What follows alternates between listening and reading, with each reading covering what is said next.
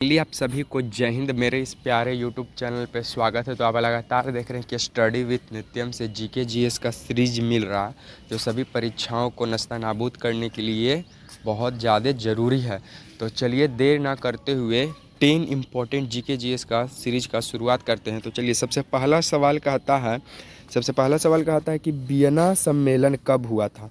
तब वियना सम्मेलन कब हुआ था? ऑप्शन है 1915 में, ऑप्शन बी 1820 में, और ऑप्शन सी 1815 में, ऑप्शन डी 1920 में। तो देखिए वियना सम्मेलन हुआ था 1815 ईस्वी में।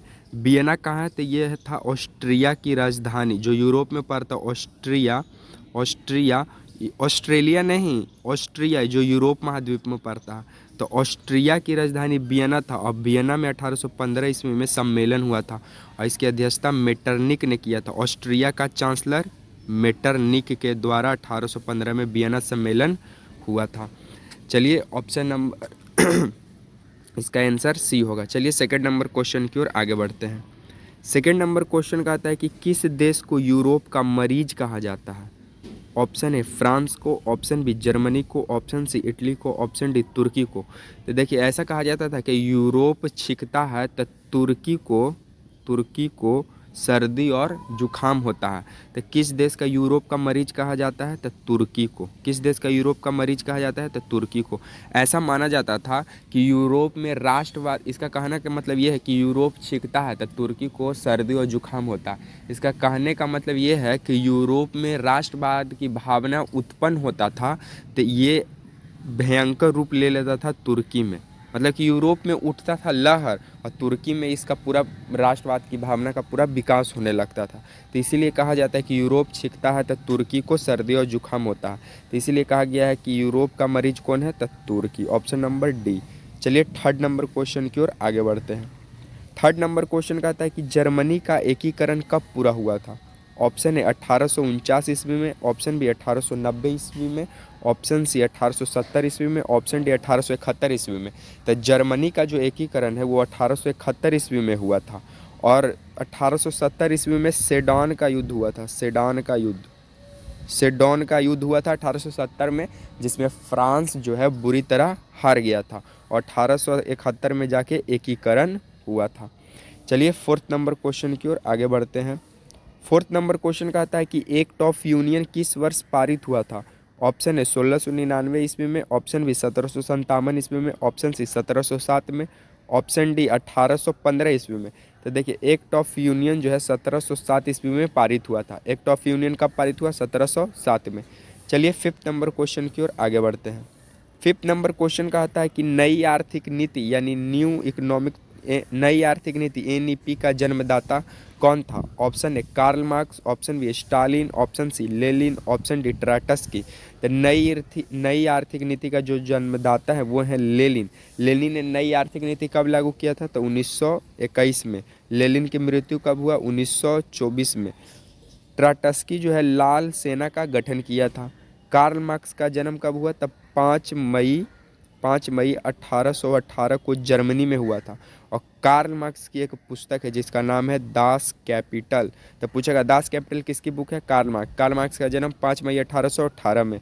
लेनिन ने नई आर्थिक नीति कब लागू किया? 1921 में। लेनिन की मृत्यु 1924 में। लाल सेना का गठन ट्राटस्की ने। चलिए सिक्स नंबर क्वेश्चन की ओर आगे बढ़ते हैं। सिक्स नंबर क्वेश्चन कहता है कि अप्रैल थीसिस किसने तैयार किया था। ऑप्शन है Karl Marx, option B Trotsky, option C Lenin, option D Stalin. तो देखिए अप्रैल थीसिस किसने तैयार किया था? तो लेनिन ने किया था। कार्ल मार्क्स को समाजवादियों, इनका जो बुक था दास कैपिटल को समाजवादियों का बाइबल कहा जाता था। कार्ल मार्क्स का पुस्तक दास कैपिटल कब रिलीज हुआ था? तो 1867 ईस्वी में। इसे समाजवादियों का बाइबल कहा जाता है। किसे समाजवादियों का बाइबल कहा जाता है? तो दास कैपिटल को। और दास कैपिटल का रचयिता कार्ल मार्क्स। चलिए 7 नंबर क्वेश्चन की ओर आगे बढ़ते हैं। 7 नंबर क्वेश्चन कहता है मेरे भाइयों कि लेनिन ने नई आर्थिक नीति की घोषणा कब किया। ऑप्शन है 1935 में, ऑप्शन बी 1921 में, ऑप्शन सी 1915 में, ऑप्शन डी 1929 में। अभी तुरंत ही से पहले बताए थे कि लेनिन ने नई आर्थिक नीति की घोषणा 1921 ईस्वी में किया था। 1915 में गांधी जी दक्षिण अफ्रीका से लौट के आए थे और जाके 1929 में कुछ हुआ था। 1929 में लाहौर अधिवेशन हुआ था जिसमें नेहरू जी के द्वारा पूर्ण स्वराज का मांग किया गया था।